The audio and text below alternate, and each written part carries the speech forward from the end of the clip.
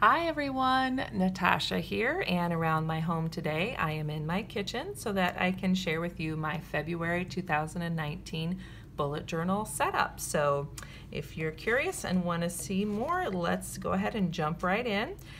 First off, I'll mention I have started reading the Bullet Journal Method by Ryder Carroll finally. I got this as a set for Christmas with my current journal that I'm using, which is the Leuchtturm 1917. I believe it's called the Stealth Edition that came with this as a box set. And I've really been enjoying the book so far. I'm not too far into it, but it's really been interesting and helpful, and who knows, maybe next month if I get through more of the book I might decide to change some of my planning process, but for now still enjoying reading it. And yes, like I mentioned, I use the Leuchtturm 1917. This is the Bullet Journal Stealth Edition, so it has 3 ribbon bookmarks. It has the pocket in the back, it has the black edging on the pages, and it has some additional pages at the beginning and the end that explain more how to use a bullet journal and some of the system, and then it also has the pre-set up index and future log pages. As far as supplies, that was the word I was looking for. I use a ruler, of course. I've used, as far as pens go, this time around I used the Micron in Pigma Micron in 03 and 05. I also used the Tombow Mono drawing pen in 03. The 03 is what I typically use for my daily journaling and note-taking and all of that, and then the 05 I use more for headers and labels in my journal. I was really enjoying the Tombow Mono drawing pen. That came in a Boho Berry box, I think it was January or December, but I dropped it and I was so sad because I was really enjoying it and I broke the tip. So when I kind of use up this 03, I will probably be purchasing the Tombow Mono drawing pen in its place. I'm gonna go to Michael's and try to use my 40% off coupon, of course. What I liked about it in comparison to these Microns is it just feels like a little bit heavier weight pen in the hand. I wish I had it to show you, but I don't. And then the tip itself was quite a bit longer to start with on the 03 and seemed a little sturdier, other than, of course, if you drop it from 4 feet up straight onto the tip, it's gonna break. But and it was lasting quite a bit longer. I think I mentioned in my January setup video that I was having the trouble with these 03 Microns only lasting me about a week because I'm using them daily. And that's just too much. I shouldn't have to replace a pen every week. So the Tombow had lasted me a good 2.5, almost 3 weeks before I dropped it, and I think there was probably at least another week or 2 left in it. So that is that, and for me, February is a number 4 month according to my Louise Hay Colors and Numbers book. And I've mentioned this before. I use this to help me determine my focus for the year. So some people just sort of think about or journal and get to what they want to choose as their word of the year.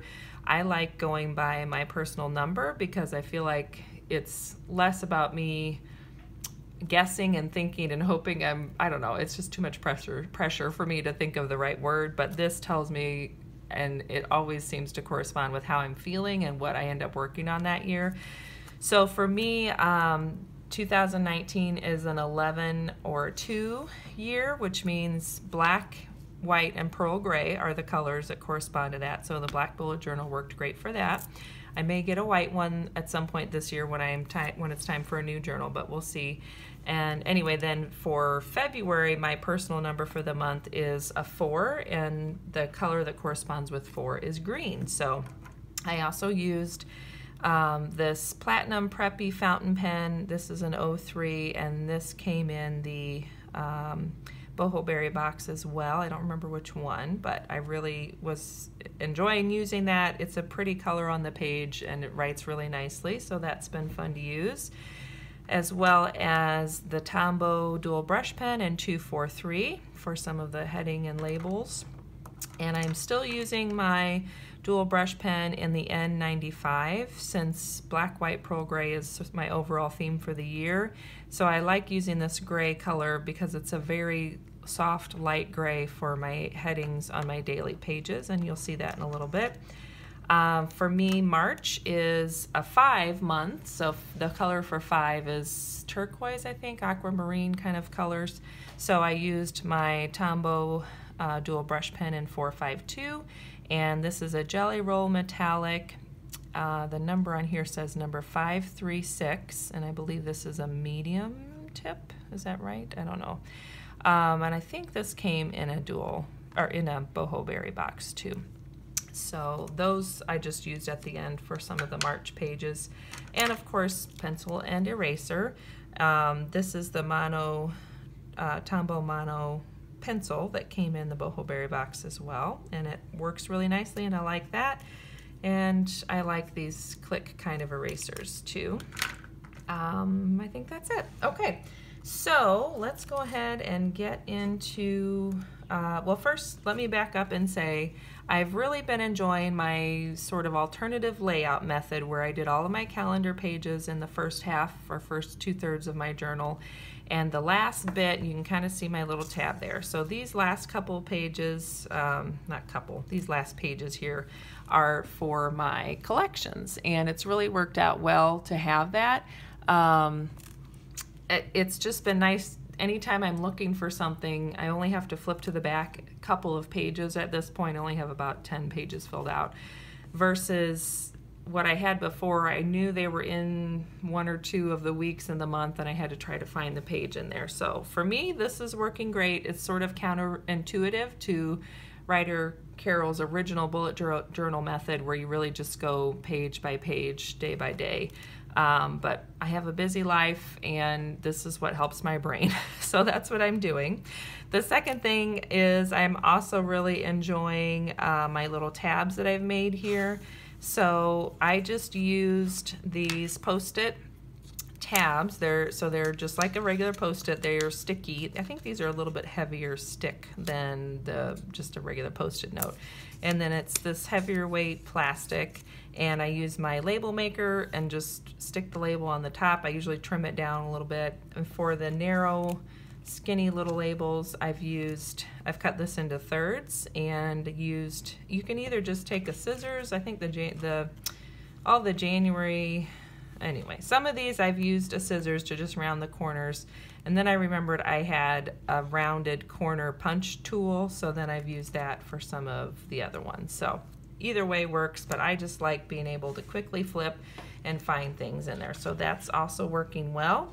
And I don't remember if I showed you in my January setup, so I'll just show you quickly here. I did go ahead and add, this is just a birthday card for my dad, and I just thought the colors worked nicely. It's a pretty card and a nice sentiment, and I just have that taped in there. And this has my daily and weekly task list that it's always the same thing. Sometimes I don't include everything on the list, but this is pretty much everything that I would possibly include. And this time around I did organize it by type, and that's kind of helpful just to see different, I kind of know where to look for different things. So that's really nice, because as I'm filling out the week and getting set up, then I just flip this open and I can see right here what my items are that I'm trying to transfer over, and then it just tucks back away when I'm done. Now then, let's get into February. So this is my last week of January, you can see here. And let's see, and I've gone through, I have all my daily pages set up. If you're new here, the way I set my dailies up is, this is what I do ahead of time. A couple days or the day of, a couple days prior to or the day of, I will add in the weather on that top left corner. And then after I've completed the day and whatever appointments or to-dos were all written in and either crossed off or migrated forward, then I'll write notes, and then the bottom portion of the page, whatever's left, is where I do just a little bit of journaling, and I've really been enjoying it. It's nice to have a space to know I can journal every day, but at the same time, it still functions really well for just my ongoing to-do list or task list. And one other thing I will mention is it's also been really working well just to have, instead of doing the future log where you have multiple months on a page, I decided this is what would work better for me this year. So I have one page for every month through the whole year. You know, the next journal that I do, which would be second quarter, it'll be a little bit shorter, but I like having all the way through the end of the year because with our businesses, one of them in particular, I will get stuff planned out sometimes through December, you know, even as early as now. Also, I volunteer with a local community group, and that's the same way. We have some regular events every year, and so I like to be able to sit those in here and plan them out, you know, far in advance. It just helps my brain. It's one less thing to worry about, and as I'm plugging in all the other little things that I know that's already there. So anyway, that's been working really well, which kind of brings me to February. So I did go ahead and set up this standard monthly calendar view, but after I did it, I sat there and thought for a minute, I'm not sure I want to keep using this. I have always felt like I just need this calendar view. I need to be able to see the month like this, but I'm noticing in January that I'm not referencing it as much as I think I need it, and I don't know whether it's worth taking the time to do, especially because now that I've been using these pages, I'm finding these way more helpful. It's worked out really well for January. I went through and listed by date that they were due, and I noted the date on the left, all of my bills for that month and the amounts due, and then I've just been crossing them off as I pay them. And I mentioned this in my January setup, or I think it was in my 2019 setup, that at the back I have a spread where I listed all the possible bills I would pay in a whole year, and then I just have columns for the 12 months, and I just put a dot in each month that applied to. So of course some things are monthly, some things are automatic and monthly, but I also have, especially with my businesses, I have some things that are quarterly and due. Some of our bills are paid quarterly, but they're not the typical calendar quarter. They're just whenever you sign up, and then every 3 months after that. Some things are due twice a year. So it's really been a lot more streamlined and helpful to just have that list. And I reference my master list in the back when I set it up, and then I know I'm not forgetting anything. Also, having this list or this note section here has been really helpful for things like replacing the furnace filter. You know, there's no specific date it needs to be done. I know a lot of people do the, the time change, and that's good, but essentially it just needs to be done sometime in that month. Or my oil change, that's another example. So that my oil change on my vehicle is due in January, and it was just nice to be able to put that over here as something that needs to get done, but there's no specific day until I schedule it. There's no day that I would put it on. So anyway, that's working well. This is still up for consideration. I'm not sure what I'll be doing for March yet. The other thing is these focus sections here, I like the concept of having 3 things you're going to focus on that week, but I was noticing in January, 1, I forget to fill them out, and then 2, I don't really transfer them to my weekly page, and maybe that is where there's like a gap in my plan here. Maybe I need to just put these focus sections on my weekly page to remind me that week what the top 3 are. We'll see. That's something I'm still evaluating. And again, that's the beauty of a bullet journal, is you can change it up week to week, day to day, however you need to. And then I just have noted that the number 4 month for me is, the keyword is practical, and it says I turn everything into an opportunity. Okay. That this personal month page explains that more. Again, that's from the Louise Hay Colors and Numbers book, and I just like having it. It's one of those things like I think Barack Obama said, you know, he either wears a gray suit or a blue suit because that's just one less decision he has to make. I like having these day colors sort of set up for me because it's one less decision I have to make. If I know it's a blue day, I only have 2 blue shirts, so I just pick the favorite blue shirt or whatever blue shirt works for that day. And the monthly one is just nice because it always seems to sort of coordinate with how I'm feeling going into the month. And then it's interesting as I go through the month to see how things sort of follow along with that. And then I have my goals page. This has been working well, so I'm keeping that going. I like using my, I've gone back to liking the Boho Berry Box monthly tracker, and what I used this for in January was really spelling out my Miracle Morning items in detail, and that has been working well. And I don't know if I mentioned that yet. I think one of the things I did, and I have some notes back here for it. So I read, let me see if I can find it. I read the Miracle Morning for network marketers. There it is. Maybe 2 years ago, and it was good and I liked it, but it seems like lately, you know, if you've watched my other monthly setups, I've kind of struggled with using this tracker, and I feel like even my Miracle Morning time has been sort of not feeling as important and sort of lost why I'm doing it.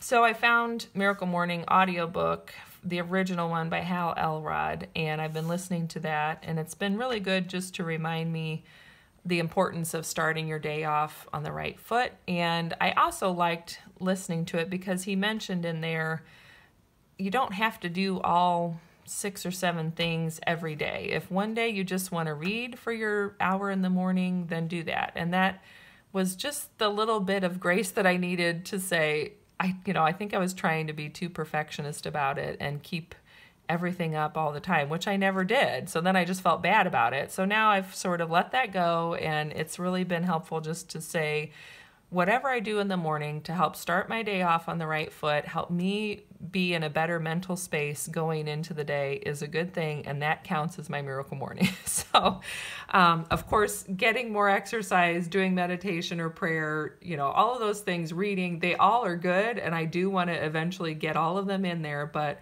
I'm sort of taking the Fly Lady approach right now and just working on one habit at a time, and we'll go from there. And then the February notes page, so far in January, I haven't really filled much in on this, so it could be more of a reflection page at the end of the month. I'm not sure yet about February if I'll end up needing to fill something out ahead of time, or again, it'll just be a reflection page, but I like having that there as part of my setup. My monthly gratitude page has been going well. This January is the second or third month I've done it, and I really like just having those little couple of lines each day that I stop and remember something to be grateful for. And you can see in my setup I sort of played around with spacing because there were less days in February, so some have 2 and some have 3. Okay. Now, this is my first weekly setup, and you can see, if you've seen some of my other videos, you can see that this has changed. So what I was doing before was some sort of version of this, and while it worked for a long time, I realized in January that it's making me feel more discombobulated. And I remembered that a couple of years ago, I used the Leuchtturm 1917 weekly planner, and it's laid out more like this actually. So it has the days along the left, pre-printed for the whole calendar year. The only difference is I believe it just says weekend, and it has 1 space for Friday and Saturday. And that's, again, one of my problems with most pre-printed planners is I need separate days for Friday, for the weekend, because we tend to have more appointments and things going on the weekend, and I just want to have a separate line or a separate space for each day. And then it just has a blank page on the right. So it has 52 sets of the week and a blank page. And what I was doing was using sort of the getting things done system, where I would divide this blank page on the right into 4 sections similar to this, except I think I had contacts, so that would be phone calls, emails, even just talking to my husband about stuff when I saw him. And I know I had home. This might have been tasks.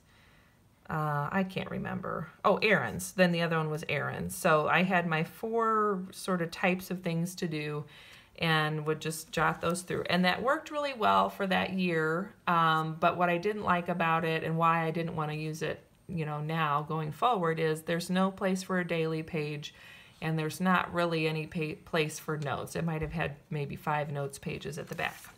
So all that to say, I thought, well, I'll just use that layout that I know I liked and try that for February. So I've moved all of my other types of lists to one side and just kept the days on the other side. And I know when I used it before, I typically would write any appointments over here to the left and then any to-do items to the right. So I'm gonna probably do that again going forward. Sorry, my bench moves here. And the other thing that I've kind of added is the bill section. That is working really well, so I'm keeping that up. And then I added a separate contacts section because I was finding that if I had phone calls to make or emails to send or follow up on, or even, like I mentioned, talking to my husband when I saw him, they were sort of getting lost in my task list, and I wanted to break them out and make sure I had them just right in front of me there, that those were all the contacts I needed to make. And if you've seen some of my other videos, you know we live in a very tiny town with not much here. So for most of my groceries and errands and all that, I have to go to the nearest larger town. And so that's why I like having a separate errands section, because when I'm in town, then I just look at that and make sure I get as much done as I can on that trip. And then I fill out my daily and weekly items from my little checklist here. So that has all been going really well, so I'm keeping that up. I've noted my Fly Lady zones at the top, so that reminds me whenever I list the zone cleaning, that's the zone I'm working on. And then this time around, my daughter took an extra long nap and I was watching some YouTube videos and really on a roll. So I've gotten, I think, the whole month laid out where I have my 2 titles at the top and all the days laid out. And if you're new and haven't seen before, what I do is I put any appointments or sort of time-sensitive things under my day, and then under to-do is my general task list. Usually my day, you know, those items only takes up maybe 3 or 4 lines at the most, so then whatever overflow of to-do items I put under there as well. And at the end of the day, or usually the next morning, whatever space is left on the bottom of the page, I just write notes and put a little line under it like these headings here, and then I use that space for journaling. And I've really liked adding that journaling aspect in because I felt like when I was just kind of getting started in bullet journaling, so it was like the second half of 2017 and then all of 2018, for me, sometimes I like detail, and I like being able to sort of brain dump what happened that day or anything I was feeling about it in an actual journal aspect versus like a mood tracker. The mood tracker to me always felt like it's incomplete, because how do you know why you felt a certain way? And then also having to pick a color sometimes was really hard for me because so much would happen in one day. And so I really like just keeping it simple and doing some journaling. The other thing that's nice about that is I have a separate book for my daughter it's essentially 5 years worth of maybe 3 lines or 4 lines a day. And so I've started it when she was born, so I'm about to fill it up, which is kind of exciting. But as I'm filling that out, if I get behind, I can look back at my journal entries and be reminded of something she said that day or something we did that I want to remember. So it's nice to have that as a cross-reference. So anyway, I go through the week, and what I've added to is this weekly review. I used to use this, I would just keep this page blank after Saturday, and that was where I would just use it for brain dumps or lists or anything like that. But I tried doing a couple weeks worth of doing this weekly review, and I've really liked it. So I decided to just go ahead and lay it out in all my February weeks. And it's just been a nice way to wrap things up. Sometimes I don't get it filled out until Tuesday of the next week, but it's okay because it helps me focus in on what my goals are for that next week and what I'm working to improve. And since I have my collections all at the back, I don't have to worry about having space for that as well. So there is the next week, and I don't know if I mentioned this, but I have the small numbers at the bottom. Those are the daily numbers that correspond to my colors and numbers book. So again, that just helps me know my wardrobe for the day. It kind of helps me know what the affirmation is, because at this point I've been doing it so long I have it pretty well memorized. I at least know the color that goes with each number. I don't always remember the affirmation, but I sort of know what the focus is about. And again, it's just one less decision to make, and it's nice to have that daily focus and just sort of know it corresponds a lot of times to how I'm feeling that day anyway. So it's just a fun thing to have in there that I like doing. Yeah, so from here on out, I've switched it to where I have the days on the left and all of my lists on the right. And got all my dailies here. And then another week in the review. And I think at the very end, yeah, so since the last week has 2 days of March, I remembered to actually switch over to the new color for March. And I like having that visual change to just remind me that those 2 days are starting a new month. And I even remembered to do it here. And then I have my weekly review. And I went ahead and counted where March should take up. So this would be all of the pages for March. And then I put a little tab there just to remind myself of how many pages I have left to use for all of my collections. So I think that's everything. I'm sure I've talked long enough. And these are just some quotes I've come across that I like. So let me know if you bullet journal and what you think of my alternative method here of doing basically a planner in the front and then my notes and collections at the back. I know that's different than the traditional method, but again, the bullet journal is for all of us and can be whatever you want it to be. So I love that flexibility in it. And if you're interested in seeing some of my other monthly setups, I will put my playlist down below. I'll link all of the supplies I've used down below, and I'd love to hear in the comments if you think this is silly to do it this way, or if you have tried something similar and it has worked or has not worked for you, what you think of it. And don't forget to subscribe and hit the like button. And if you click that little notification bell, it'll let you know the next time I upload a video. So thanks for joining me today. I hope you are enjoying the first month of the year and getting things off to a good start. I will look forward to seeing you next time I post a video, and have a good one. Bye-bye.